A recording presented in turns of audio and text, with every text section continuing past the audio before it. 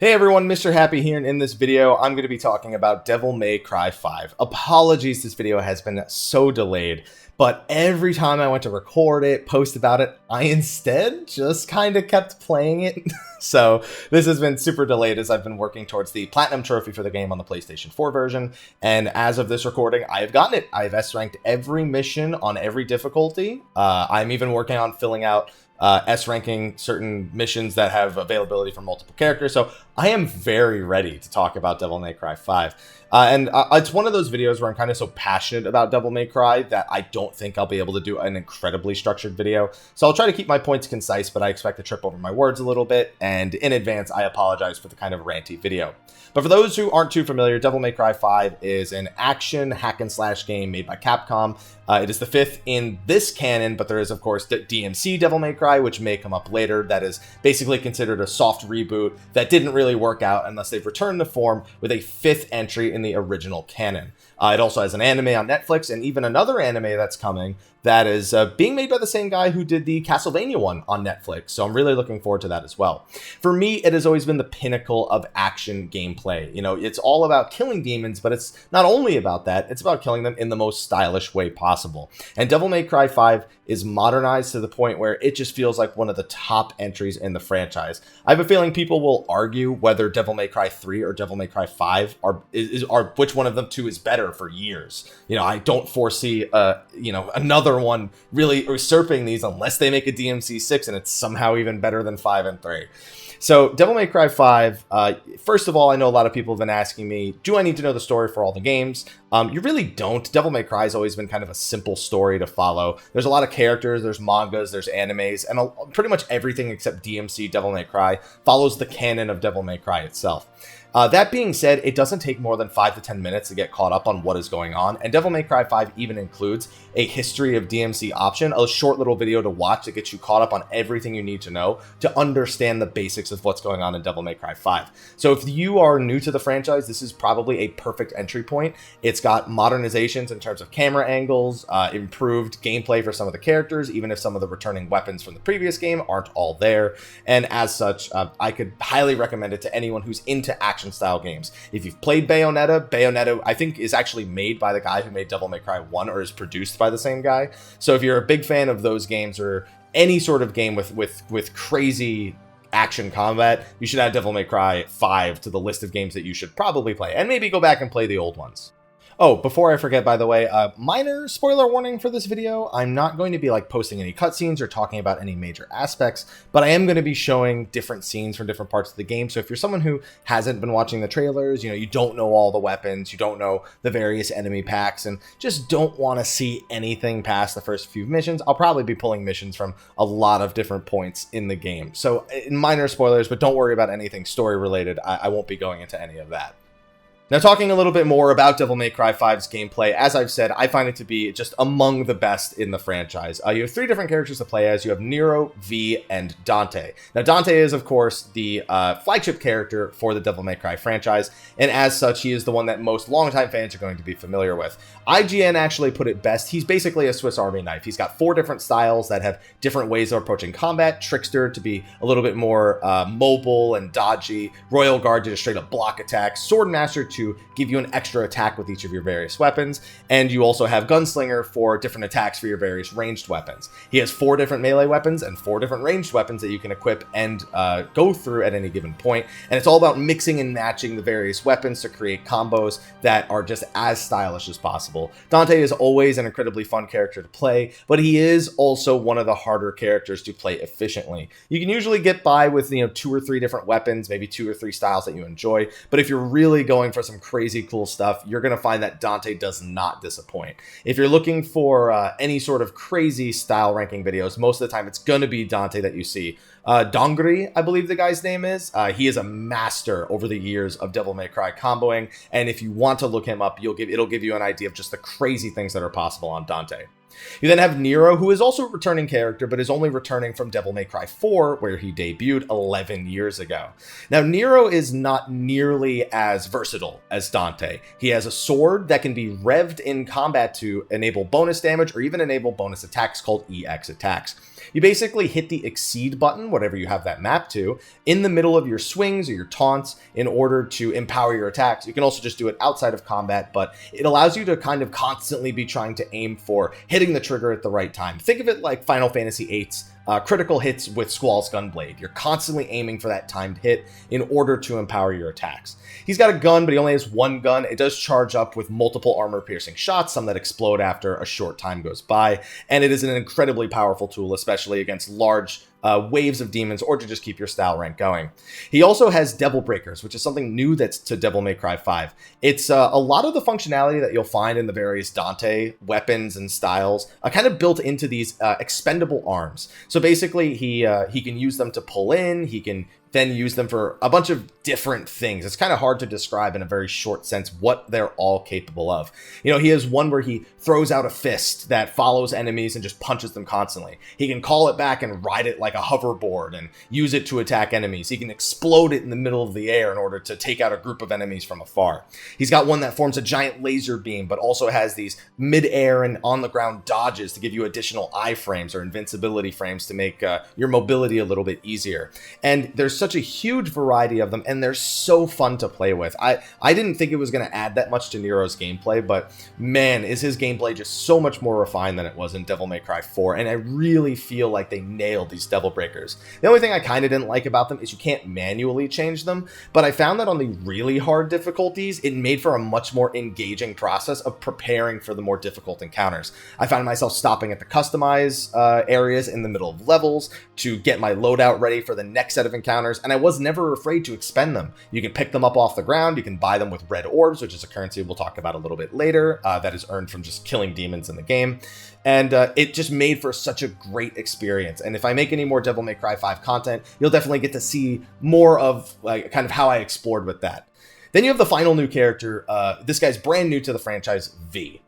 He kind of plays like a Beastmaster or a Summoner, where he basically commands his three pets, Shadow, Griffin, and Nightmare, in order to do his bidding for him. He is very immobile, he doesn't have very many attacks himself, and his whole thing is just sending the pets in to do his work for him. It makes, at first the gameplay with him is very spammy, when you don't really understand how the various pets work or how to do the inputs in a more concise way. But as you raise your mastery with him, he has a good degree of mastery like the other characters do.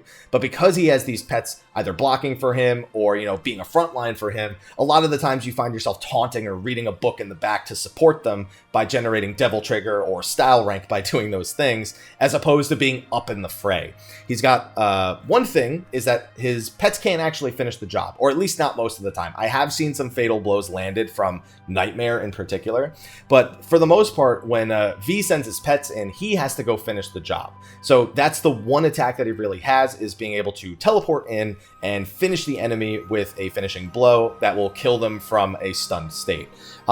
First I found him to be kind of the least impressive character, and even to this recording, I still think he's the least interesting to play. At least he doesn't feel as visceral to play as him, but it is definitely a more beginner-friendly character, and there are levels of mastery to him that can expand how efficient he actually is, especially on some of the harder difficulties where the enemies just won't let you attack them without repercussion. You know, they're a lot less helpless, and thus you kind of need to consider which skills you're actually using on which of the pets and when you're using them a lot more on those higher difficulties. So V, while definitely not a favorite amongst the three, was a welcome addition that I at first didn't like, and eventually I kind of warmed up to. Regardless of which of the three you're playing, the gameplay for them is great. Now, the campaign's only about 9 to 10 hours long, depending on your skill level, of course. You have the Human and Devil Hunter difficulties at first, but as you finish the Devil Hunter difficulties, you start going up the list. Consider Human easy and Devil Hunter normal. So I would highly recommend first-time players, even if you've never played Devil May Cry, I would still recommend on going through on the Devil Hunter difficulty, because the Human and even the Devil Hunter difficulties are kind of easy, especially since Devil May Cry 3 kind of set the standard for way too hard for a base difficulty. The Son of Sparta difficulty you'll unlock after clearing Devil Hunter is basically the hard mode, and Dante Must Die, which you'll unlock after finishing Son of Sparta, is basically the very hard mode, where enemies are way tankier, they've got new attacks, they've got bosses have new patterns that you have to learn, and they even use Devil Trigger, which is something all three of the characters that I mentioned earlier can use, which empowers them, gives them new attributes that allow them to do more damage or execute new abilities altogether. And in this one, Devil Trigger makes them way tankier, way harder to stagger, and so Dante Must Die is really for the hardcore. After beating Dante Must Die, you do get a few bonus costumes, which are mostly for fun because they add some functionality that massively reduces your style points, but also adds the ability to have infinite Devil Trigger, which is crazy awesome. But it also unlocks Heaven or Hell and Hell in Hell difficulties. Heaven or Hell is everything dies in one hit, you die in one hit, enemy dies in one hit, and it's kind of a meme mode. There's an achievement for it, and you can use it to earn some other achievements, but it is very much a massive meme in regards to its overall place in the game. And Hell or Hell is enemies are about the same difficulty as they are on Son of Sparta, but you still die in one hit, so it requires very, very careful play. And not kind of getting too over aggressive and gauging all of the attacks while you try to avoid getting hit. If you get hit 4 times in Hell in Hell, you get sent back to the beginning of the stage, not your last checkpoint. So it's definitely a high risk, high reward playstyle, but that's kind of the main thing. Devil May Cry campaigns are usually pretty short, depending on what your skill level is, of course, but the idea is you'll play through these multiple difficulties and work on improving your style and work on improving your gameplay. And it's something that this game does just as well as the rest of the franchise does. So I'm very happy with the various difficulties and the challenge that came with them, especially as someone who has S-ranked every single mission. It's been a great 70 to 80 hours over the past week that I have spent doing that. So even though it might be a 10-hour campaign for a single playthrough, if you really want to dive into it, you'll get way more than that. You could get close to triple digits on this game, depending on how quickly you're able to adapt and how long your interest actually stands. There's all sorts of other things that I could say about it, but I think that pretty much covers the basics of the story and the replayability. On April 1st, there will be a free update for the Bloody Palace. This is a feature that's also standard to the other games, and we're getting it as a free update on April 1st. Please no April Fools. It's basically a massive multi-floor dungeon with tons and tons of different enemy waves that you can overcome on the various difficulties with the 3 different characters. There's rumors of a new playable character, which I won't spoil for those of you who haven't kept up, and rumors of more playable characters coming in the future as well, based on certain data mining and other things. Either way, basically, even if you do just want to do the one playthrough, you do have more content coming down the line. So I would highly recommend a pickup for this game, but there are some things about it that I feel that I should say that you may notice that I haven't, kind of spoken about in this video yet. One of them is the level design. The level design feels not super inspired in Devil May Cry 5. Devil May Cry has always kind of had this similar-esque aesthetic where you go through, the same area, but then there's just places in that region that are just kind of way out there. They're just nothing like the rest of them. This one, the aesthetic pretty much remains consistent the entire game. Now, it makes sense for the narrative, but it does leave me wishing that there were areas that had more variety as I'm going through the entire thing. So I feel like that's definitely worth a mention. The music is fantastic. You're even able to use a jukebox feature in order to choose which in-game music you actually want to hear. Do you want to hear Nero's theme for everybody? Do you want to hear maybe one of the themes from the other Devil May Cry games, which I think you get those from buying the deluxe edition, which we'll also talk about in a second here. So enemy design also could use a little bit more inspiration, but they do definitely serve the purpose. There's going to be enemies that absolutely infuriate you. There's going to be enemies that are just common fodder, and it's a good mix of enemies overall. Some of them returning from the previous Devil May Cry games, especially a couple from Devil May Cry 1. Now, when I say that the level design and the aesthetic aren't inspired, there's also not really much in the way of puzzle solving. Different levels usually have different hazards that you have to overcome, or maybe different forms of platforming that you have to look at, but it's never anything that's around for too long, and you never really have to solve much of anything. Maybe a little bit of platforming, maybe a little bit of avoiding something that's dangerous, but for the most part, it's not trying to get you to think all too much. The older Devil May Cry games, specifically Devil May Cry 1, were actually more designed like Resident Evil games. In fact, Devil May Cry 1 was actually a canceled Resident Evil game that they turned into a completely different franchise. And here we are today, and I'd say that was relatively successful. So there's always been some degree of puzzle solving, even in the very linear stages of the previous games. Maybe it'd be not following the light, going opposite of a shadow in order to go through a Lost Woods-esque area. Maybe it's to find a specific item to put in a specific door in order to get to the next area. None of that here. You're pretty much going to be running through the levels. It's very linear, not very open. So that could bother people as well, and I totally respect that. Another thing that may bother people is about red orbs. Now, if you've played previous Devil May Cry games, you know what red orbs are for. There's various different currencies in Devil May Cry games. Gold orbs allow you basically continues that you can use. There's blue orbs, which increase your health, purple orbs, which increase your devil meter. And there's also red orbs, which you pick up from just killing enemies or finding caches of them around that you can destroy. And these are used to purchase ability upgrades. And in this game, they're used for pretty much everything. Ability upgrades, health upgrades, devil trigger upgrades, buying some gold orbs. They're basically used for every single thing. Now, you earn these as you're playing through the various difficulties, and you earn a very generous amount of them while playing. There's secret ones hidden all over the place, and you'll find yourself probably looking around to find bonus red orbs the entire way through. Comboing really well on enemies causes them to reward more red orbs as well, so as you get better, you just collect more and more. That being said, they did something in Devil May Cry 5 that they also did in Devil May Cry 4 Special Edition, in that they allow you to purchase red orbs for real money if you want to. Now, at first, this seems like kind of a cash grabby style thing, but the game is not balanced around these microtransactions at all. Farming red orbs, especially with the Dr. Faust weapon, which is specifically designed for farming red orbs, is a no-brainer. It's something that's so simple to do, and it's so unnecessary to have these microtransactions that it really is for the people who just don't have time to sit there and farm red orbs like I do.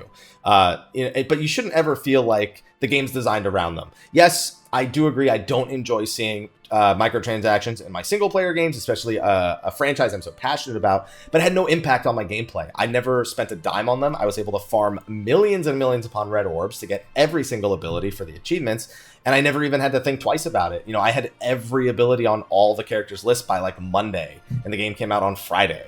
So as long as you know what you're doing, Google a couple of ways to farm red orbs, you'll find that this is a completely non-factor for your actual gameplay.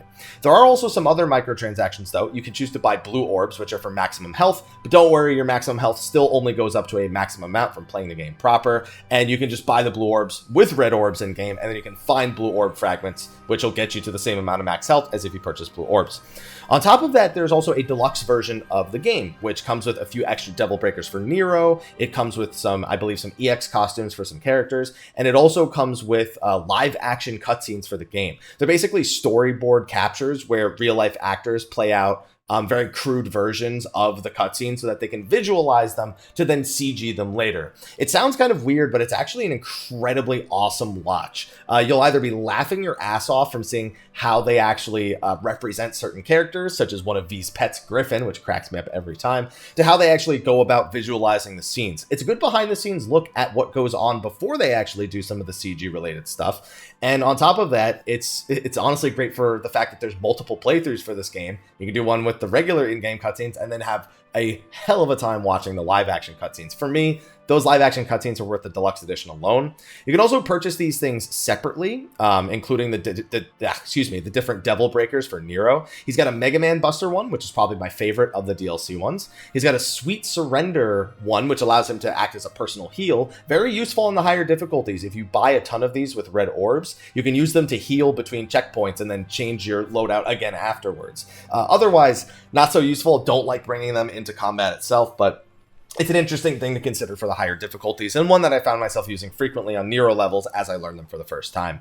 It also has the Pasta Breaker, which is kind of like Punchline, but it fires a fork at the enemy that drills into them. Good for keeping enemies in place, and also has some pretty hilarious sound effects. And then also there's the Gerbera, the enhanced version of the Gerbera. I actually don't know what the difference is with that one. There's also the enhanced version of the Cavalier, which comes with the deluxe edition, which has an extra move compared to the regular one. I don't even know which move it is, to be honest. And there's one other Devil Breaker that I just can't remember off the top of my head right now. But honestly, other than the live action cutscenes, those extra Devil Breakers are kind of eh. I'm not really like super excited about any of them. I could have done without any of them, to be honest. But for those live action cutscenes, I'd buy the deluxe edition to support the live action cutscenes and not just YouTube them personally. And I think that's everything I have to say about Devil May Cry 5. Honestly, I couldn't have asked for a better sequel to the original Devil May Cry canon. It does a lot of tying things up. It does a lot of references and fan service to the older games, especially those of us who may have played, all the Devil May Cry games prior, but also does an excellent job of welcoming new people in, because you'll want to learn all those things as you go through, because they're at least moderately interesting. They're not super deep. The story isn't crazy deep. It's not like a Kingdom Hearts or a Metal Gear solid. You should be able to follow it relatively easily. And on top of that, the game is just so rich for me in content because I love those higher difficulty playthroughs and going for those super crazy S ranks. The game even has like reports and background lore and all that stuff in the game proper, plus with the free update coming and the hopeful DLC or free updates coming later down the line that have not been confirmed.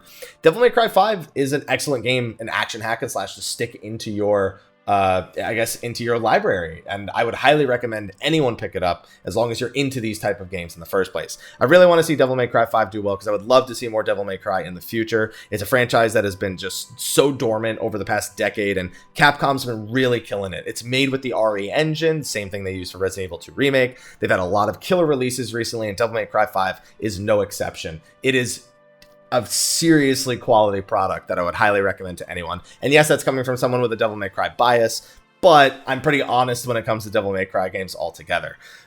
So that being said, that's kind of the end of my rant. I've just been running various different footages, hopefully applying to the various points, you know, Nero v Dante, all those various things. I actually got to re-record a quick spoiler warning at the beginning in case people don't want to see certain weapons or levels, but I'll do that now and we'll worry about it later. Anyway, thanks for watching this video. Hopefully you've enjoyed Devil May Cry 5 if you've picked it up, and if you're interested in learning about S ranking some of the harder missions, definitely let me know. I'll be willing to post videos about S ranking the various missions on Dante Must Die and Hell in Hell, because those are the two difficulties people will probably struggle with most.